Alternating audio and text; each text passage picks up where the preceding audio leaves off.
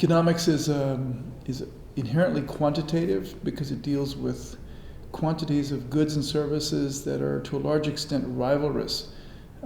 It's the nature of the beast. If I own an automobile, other people can't necessarily own it in the sense of having control over it and being able to use it at will. As a result, quantities and measurements are very important. So if you like quantitative reasoning, quantitative measurement, economics is important. It has to do with well-being of people because people live in economies and supposedly derive their well-being from the availability of goods and services.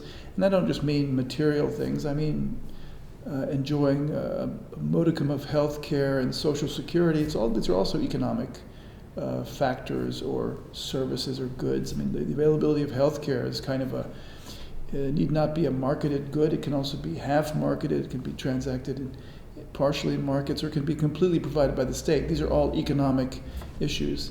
So if you're interested in the fate of human beings in well-being is kind of determined by their material sense. We know for a fact that people who live in countries that have high GDPs per capita tend to be happier, all things given, than people who live in countries that are rather poor, although it doesn't necessarily mean that if you're poor you can't be happy. So there's a strong positive correlation between happiness and economic well-being, but it's not a perfect correlation. So there are some countries in Latin America that just astonish me that these people live in countries that have a decidedly lower GDP per capita than many European countries, but they're just as happy. So there are other things that go into the happiness equation. But a big chunk of what we do, a big component of what we think about is the linkages between material well-being and happiness and sort of what people think about their own situation in life and whether they're satisfied with it or not.